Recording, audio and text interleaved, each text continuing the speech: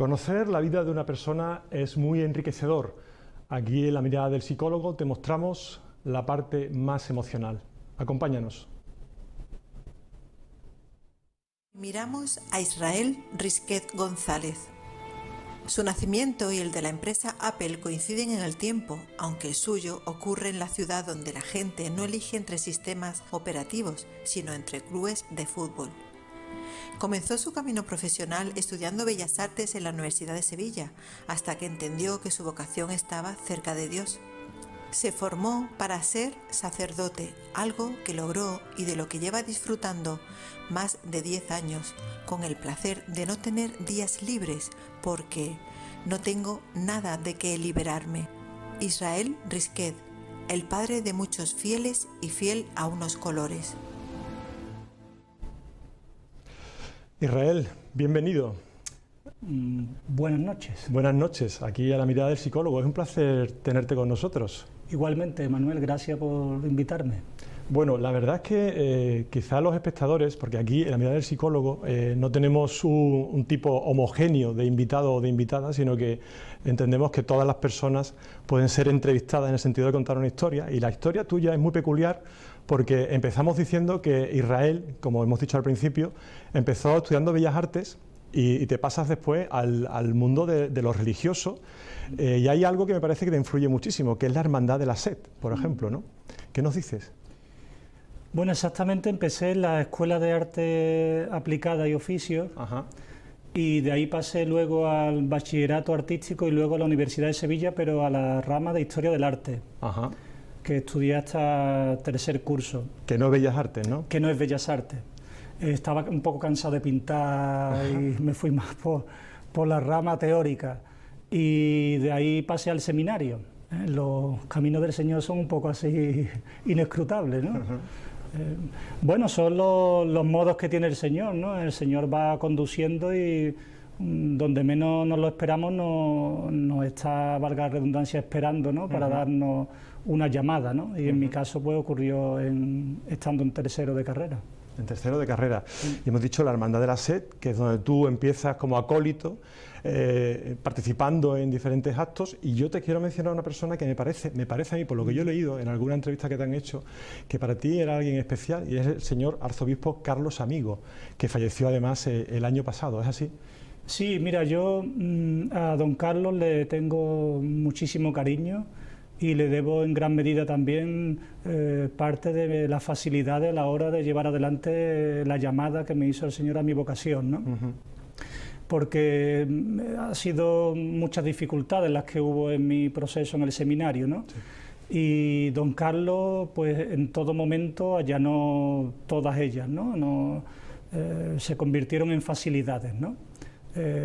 Tuve que estudiar externo porque mi circunstancia era que tenían que cuidar a mi abuela, que me había criado, y don Carlos me facilitó esa posibilidad, ¿no? En todo tiempo, tanto el rector como el equipo de formadores acompañaron, ¿no? En ese sentido, pero partió de don Carlos, sin duda, y todas las dificultades pues siempre se fueron allanando gracias a la buena mano que siempre ha tenido don Carlos en muchos casos, empezando por el mío. Es curioso, Israel, porque Carlos Amigo Vallejo murió en abril de 2022 y hablas como en presente, como si aún estuviera aquí con nosotros. De alguna forma está, supongo, ¿no? Nosotros, esa es nuestra fe, ¿no? Lo dice San Pablo, si Cristo no ha resucitado, vana es nuestra fe, ¿no? Nosotros creemos en la comunión de los santos y creemos que los que están muertos no han desaparecido, sino que están, esperamos en el cielo y tenemos una comunión. Nosotros aquí mientras caminamos en la tierra y ellos intercediendo por nosotros en el cielo. Y yo entiendo que don Carlos pues está también intercediendo por nosotros. Es un poco el mensaje que quizá desde la Iglesia se transmite a las personas que han perdido a un ser querido, ¿no? Que hay un mundo después. No puede ser otro, porque si al final esto es la vida y se acaba todo con la muerte, pues como dice a la vez San Pablo, seríamos los hombres más tristes del mundo. Nosotros vivimos de esperanza, ¿no?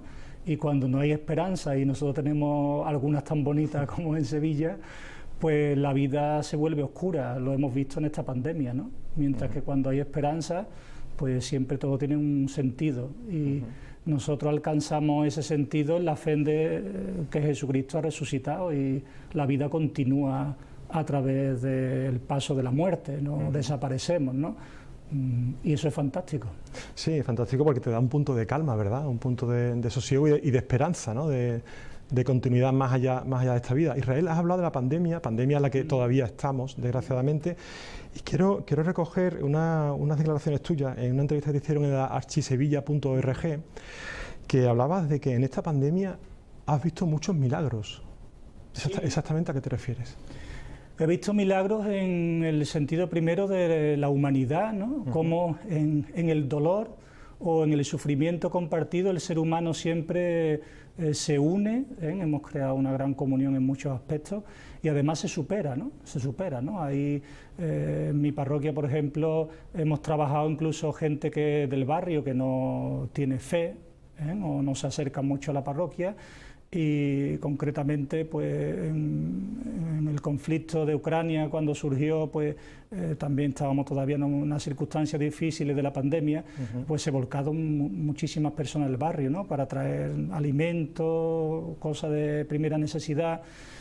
Luego, en la medida de lo posible, cuando las autoridades nos dieron ya un poco de permiso, pude ir visitando en las casas, ¿no? A enfermos, a ancianos, y he visto milagros, ¿no? De cómo estas personas, gracias a tener un poquito agarrada su vida en el Señor, pues han podido liberarse de verdaderos problemas de miedos y de ansiedades que si no hubieran tenido al Señor, pues quizás le hubieran dejado atrapados, como hay muchas personas. ¿Por qué, sin embargo, Israel, tú hablas de que la pandemia y también esta invasión de Ucrania ha hecho mejor a muchas personas? Sin embargo, hay otras personas, incluso profesionales, que hablan que la pandemia también está sacando lo peor de ciertos seres humanos. ¿Estás de acuerdo con eso? ¿O tú crees que en general ha sacado la mayor solidaridad que podemos ofrecer a los demás? Bueno, como todo en la persona humana es ambivalente, ¿no? Depende también de cómo lo enfrenten, ¿no? Hay personas que lo han enfrentado desde una rebeldía o desde una contradicción y ciertamente también hay que respetar, ¿no? Que muchas veces la incomprensión de estas situaciones, pero a los que intentamos, por lo menos yo me meto a los que tenemos fe, intentamos construir el reino de Dios, ¿no? En la medida de lo posible, creo que ha sido una posibilidad, a pesar de la gran tragedia, ¿no? Eso no hay que nos lo quite, ¿no? Pero los que hemos salido adelante y hemos podido casi vencerla, que estamos ya en unos números bastante aceptables, pues creo que nos ha ayudado a unir diferencias. Es cierto lo que dices, ¿no? Hay muchas individualidades y no podemos correr el riesgo de hacer una generalización y meter a todo el mundo en ese punto. Hay una cosa que quiero comentaros, y es que Israel da misa en la parroquia de la Sagrada Familia y tiene un canal de YouTube. ¿A que sí? Sí. En el que puedes, no sé si lo también transmitís en streaming o siempre es grabado. Lo pusimos por la pandemia. Ajá. Para llegar a más personas. Claro. Ya ahora prácticamente no es necesario, ¿no? Porque las misas, además hay misas fantásticas que en otras cadenas de televisión, incluso la de la Conferencia Episcopal, pues retransmiten unas misas fantásticas, ¿no? Pero muchas veces hay personas, los enfermos, los ancianos, que no pueden desplazarse y que buscan algo lo suyo, ¿no? Su parroquia, su cura, y es verdad que lo sigue muy poquita gente porque solamente retransmitimos una misa dominical, que no es... Pero lo hemos mantenido por esas personas. Ahí, ¿no? Es su parroquia, claro. Y entonces les hacemos en streaming una misa, no la misa mayor que se llama, que es con canto, sino una misa sencilla y que no sea muy larga para que tampoco cansarle, que es la misa de los domingos a las 10, y con un móvil y un estilo doméstico, ¿no? Tú sabes que aquí en Siete Televisión Andalucía tenemos un programa que es La Pasión, de Víctor García Rayo, imagino yo. De hecho, te has quedado así como diciendo palabras mayores, ¿no? Yo no suelo ver televisión, porque lo único que veo un poco cuando tengo algún tiempo es que mi hermana me tiene cedido el código por la plataforma que ellos tienen en casa, y sigo fútbol, alguna serie, de vez en cuando alguna película, ¿no? Y 7TV sí es verdad que el único programa, porque mi sobrino es muy cofrade, todos lo somos en casa, pero mi sobrino es ya, y le encanta Víctor García Rayo, y ayer estuvimos viendo algo, no recuerdo exactamente qué es lo que era, que lo puso mi sobrino, sí. O sea, la pasión, lo puso la pasión, pero a partir de ahora también espero que veáis La mirada del psicólogo, ¿no? Entre otros muchos programas que tenemos aquí. Ya hemos empezado a verlo. Efectivamente. Oye, dime una cosa, cuando tú estás en misa hay una expresión que dice a Dios rogando y con el mazo dando, en el sentido de que hay gente que puede de alguna forma a nivel verbal expresar cierta solidaridad o cierta cercanía con otras personas, pero después en la práctica resulta que hacen mal. ¿Tú eres capaz de captar a esas personas y de hablar con ellos incluso para sensibilizarlos, para hacerlos conscientes de alguna forma de sus errores? Yo me hago presente en el barrio y trato de... ¿El barrio es? El Retiro Obrero, un barrio fantástico, que también tengo muy buena relación con el presidente de la Asociación de Vecinos de Haro, una asociación histórica, el Retiro Obrero, que están reivindicando también que se les conceda un centro de mayores y un centro para la asociación, y que parece que ya está casi concedido en lo que era la antigua fábrica de vidrio, en una zona parece que... Qué bueno. Más que hacerle ver sus errores, yo creo que no es mi misión señalarle sino hacerme presente en sus vidas, ¿no? Tengo personas en el barrio que me conocen pues porque soy el párroco, porque me gusta el fútbol. Ahora hablaremos del fútbol, ¿eh? Pero el señalarle sus debilidades no me parece que sea mi misión. Mi misión es más acompañarle, y aunque no vengan a lo mejor a la parroquia o a misa, que sepan que está ahí su parroquia, que yo soy su párroco y que en algún momento que me necesiten estoy ahí. ¿Qué hace Israel si vienen a la parroquia a pedirte dinero? Que habrá habido personas que lleguen a pedir dinero o a enseñarte una factura de la luz, del gas, estas que son ahora muy bajitas. ¿Cómo responde Israel? Nuestro barrio es un barrio medio y un barrio obrero. Y hay muchas personas que le podemos llamar un poquito, entre comillas, no me gusta la palabra, pero pobres vergonzantes, ¿no? ¿Pobres vergonzantes? Esa es como el perfil del pobre de mi barrio, ¿no? Personas que a lo mejor tienen algún tipo de recurso, o incluso pueden tener una paga, o están cobrando el paro, pero no llegan a pagar las domiciliaciones, los recibos, o nos llegan a comer al final de mes, ¿no? Entonces se acercan con mucha vergüenza, ¿no? Porque no es fácil pedir, es una humillación, ¿no? En cierto sentido, ¿no? Tratamos de hacerles sentir bien, y les acogemos, y en la medida posible les ayudamos. Tenemos los cauces de todas las parroquias, que es Cáritas. Las Cáritas es una entidad totalmente fiable y que funciona muy bien en la iglesia, y ellos son, podríamos decir, un poco como autónomos, ¿no? Yo les dejo hacer, está la responsable, los voluntarios, y trabajamos también mucho con el banco de alimentos. Entonces suplimos por una parte con el banco de alimentos la parte alimenticia, y por otra, gracias a los donativos y a las colectas de Cáritas, la parte de alquileres, suministro, que es lo que más pagamos, ¿no? Dime una cosa, Israel, a pesar de la buena labor que hacéis vía Cáritas y otras instituciones y demás, ¿por qué dice la estadística que hay un número decreciente de personas creyentes? ¿Qué le pasa a la Iglesia? ¿Qué es una cuestión? ¿Por qué pierde credibilidad? ¿Es por todo aquello del tema en fin, temas delicados de lo legal, que tú ya sabes? Sí.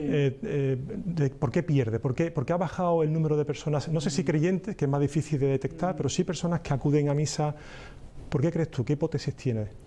Bueno, yo creo que, siguiendo las palabras del entonces teólogo Ratzinger, que luego fue Papa Benedicto XVI en el Concilio Vaticano II, creo que la Iglesia está llamada a aceptar que cada vez irá menguando un poquito y será un poquito más verdadera. Quizás venimos todavía de una época en España, por concretar, ¿no?, en nuestro país, de esa España nacional católica, ¿no?, donde todo el mundo lo era, o al menos lo era de nombre, ¿no? Sí. Y quizá eso se está purificando un poco en el sentido de que vayamos siendo un poquito menos pero quizá un poquito más verdaderos, ¿no? Verdadero en el sentido de más real con la sociedad, con los cambios. Una vivencia de la fe más real, más vivida no solamente de cara a la galería, sino de cara luego a tu vida práctica, en tu hogar, en tu trabajo, Y eso no es malo, ¿no? Porque la Iglesia también necesita de purificación en ese sentido, ¿no? Tampoco la misión de la Iglesia es que todo el mundo esté... Muchas veces ahí nos confundimos un poco, no es que todo el mundo se haga católico, ¿no? Ya lo dijo el Señor, ser sal y luz de la sociedad, ¿no? De la sociedad, ¿no? Sí. Pues esa es la misión de la Iglesia. ¿La Iglesia cambiaría, en tu opinión, si, por ejemplo, la mujer tuviera más presencia o incluso si los curas pudierais contraer santo matrimonio? ¿Tendría una visión más modernista hacia afuera? Puedes decir, no comento, ¿eh? Bueno, no quisiera tampoco herir ninguna sensibilidad, pero yo me considero un pobre cura de parroquia, y no tengo tampoco muchos estudios y soy una persona sencilla, ¿no? Entonces yo ahí me dejo llevar mucho por la Iglesia. Pienso que la Iglesia es mi madre, una gran madre.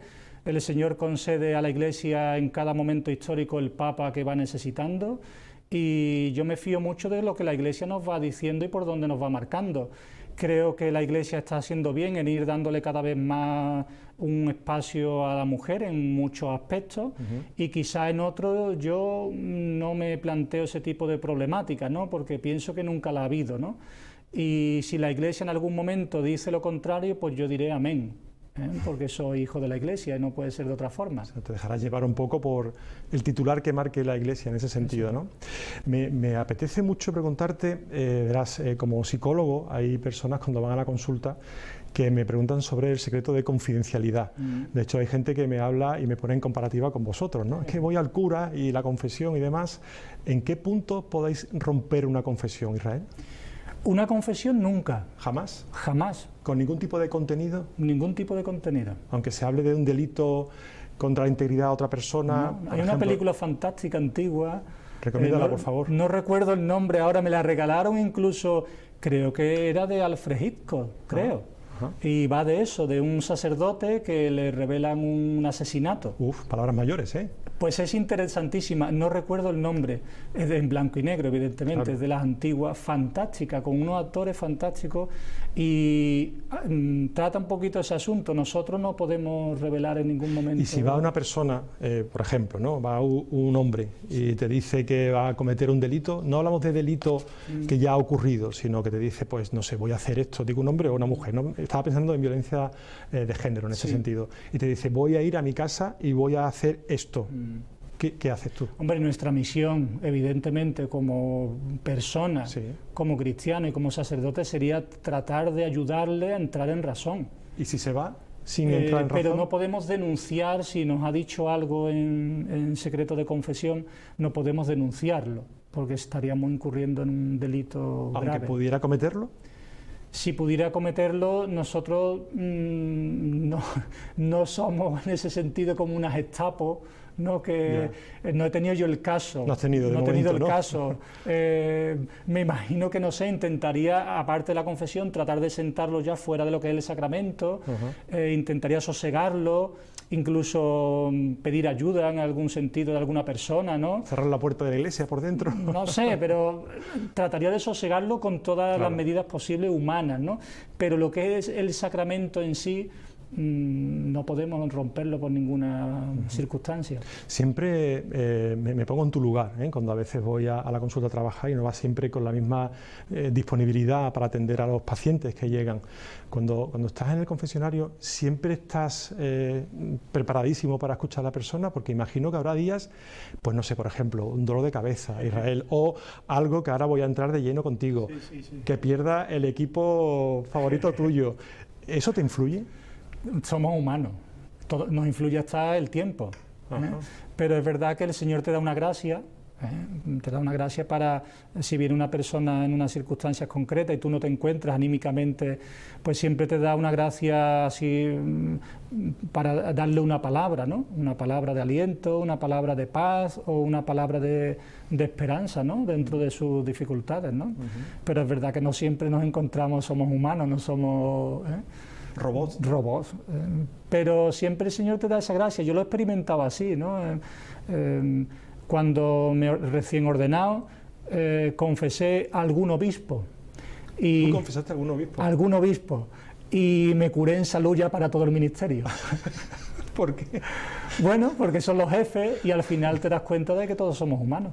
Ajá. Oye, cuando va una persona, casi sé la respuesta, pero cuando va una persona y confiesa casi el mismo acto cada semana, no te cansas de escuchar decir, porque tú dirás, oye chico, chica, es que me dices lo mismo cada semana y siempre cometes el mismo error o pecado, ¿no? Como tú lo quieras llamar. Es verdad que una entrevista de un psicólogo y no, pero a nosotros normalmente el Señor nos concede una gracia que yo dudaba de ella cuando me lo contaba algún compañero justo antes de ordenarme. Sí. Normalmente, gracias a Dios, a nosotros se nos olvidan los pecados de los penitentes. ¿Ah, sí? ¿No? Porque si no, imagínate cómo iríamos por la calle diciendo, mira, ese fulanito que tal, o menganita.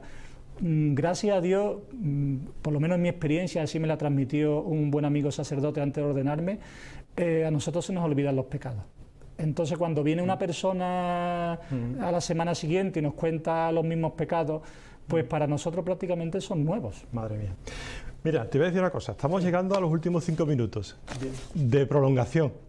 ¿Sabes por dónde voy, no? Sí, sí, sí. Es que vamos a ver, este señor, el padre Israel, es cura, sacerdote, ya nos ha hablado bastante de la misa que imparte la parroquia de la Sagrada Familia, pero este señor es un ultra, o era un ultra, ahora es un seguidor, yo no sé si sigue siendo ultra o no, pero un seguidor ¿de qué equipo? Del Sevilla, ¿no?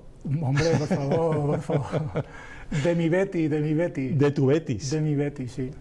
Pero ahora estarás de enhorabuena, ¿no? Ahora estamos muy contentos, ¿eh? El otro día me decía un buen amigo que le decía a la vez un gran bético, que no descubriremos el nombre, me decía, cuando los béticos estamos alegres somos inaguantables. ¿Ah, sí? Pues me pasa un poco eso. ¿Tú rezas por el Betis? Bueno, yo... para que ganes, quiero decir. Entiendo que la oración es una cosa muy seria y que normalmente Dios es un Padre bueno y que acudimos a Él pues siempre que necesitamos o para darle gracias. Y alguna vez ya así como, Señor, con todas las cosas importantes y las tragedias que hay en el mundo, pero cuando tengas tiempo, si puede ser, oye, que el equipo hoy tenga un buen día. Y que sepa coordinarse y que sepa, y si es posible, pues que ganemos. Y si es contra Sevilla, mejor, ¿no? Bueno, no? Ten en cuenta que yo soy sacerdote y soy sevillano. Cuando juega el Betis con el Sevilla, yo quiero que gane el Betis, evidentemente. Oye, estamos viendo la Copa del Rey, ¿no? ¿Eso cómo lo viviste? Lo viví, mi cuñado y mi sobrino estaban allí. Yo no soy socio, socio. Ahora sí fui socio de pequeño, pero como provengo de una familia humilde y tal, pues... Pero lo viví en casa de mi hermana, con ella y la niña, y lo viví con el corazón... Esto no es realmente la Copa del Rey, es una celebración cuando metiste en Europa League, pero la Copa del Rey fue un gran éxito, yo diría, del fútbol sevillano, sinceramente. Yo creo que sí, ¿verdad? Yo creo que sí. Perdona que estaba terminándolo, yo no soy antisevillista, nunca lo fui. Y de hecho me alegro un montón que ahora con San Paoli está levantando otra vez cabeza y espero que después del parón del Mundial pues ya pegue el estirón, ¿no? Pero que quedemos segundo, ¿no? Hombre, si queda por debajo del Betis mejor. Pero no me alegro cuando el Sevilla está ahí abajo, porque también nosotros lo hemos sufrido mucho y sé lo que significa, ¿no? No es bueno ni siquiera para las dos aficiones, porque ese pique sano es bueno y nos mantiene también en la tensión de mejorar, ¿no? La Copa creo que fue un momento crucial por muchas circunstancias en Sevilla, por el Betis por supuesto. Veníamos de pandemia, desconectada de cosas, ilusión, esperanza, alegría, por muchas cosas, y que ya nos tocaba, ya nos tocaba. Pero de todas maneras, yo no quiero ser malo, pero si nos vamos a un marzo del 2014, esa eliminatoria de Europa League, Real Betis Balompié, Sevilla Fútbol Club, ¿te acuerdas de esa eliminatoria? Tristemente, sí. Te iba a preguntar, justamente sería uno de los días más tristes en ese sentido, ¿no? Sí, bueno, fue un día duro, ¿no? Duro, pero por encima de todo el fútbol es un deporte, entonces te afecta. Me encanta. Pero hay que saber perder. Hay que saber perder. Es la vida, ¿no? Es la vida misma. Y el cristiano, nosotros seguimos a uno que es un perdedor para el mundo, ¿no? Un perdedor en una cruz, ¿no? Los béticos estamos acostumbrados a las duras y a las maduras. Bueno, vamos a terminar esta entrevista y con todos los invitados que pasan por la mirada del psicólogo aquí en 7TV Andalucía, Israel, le pedimos siempre algo que a alguno le puede incomodar un poco y es, yo digo, el epitafio. ¿Cómo te gustaría que te recordaran, Israel, en tu ausencia física? Bueno, nosotros prácticamente vivimos a diario nuestra vocación, nuestra misión con la muerte, ¿no? Entonces, no es una pregunta para nada para mí inquietante, yo diría en agradecimiento y en disculpa, ¿no? O sea, diría algo así como gracias y perdón, ¿no? Gracias primero a Dios por el don de la vida y de haber vivido, que es una cosa fantástica vivir. Y perdón por las veces que en mi humanidad pues haya podido no estar a la altura, ofender o incluso no ayudar a cualquier persona que haya pasado por mi vida.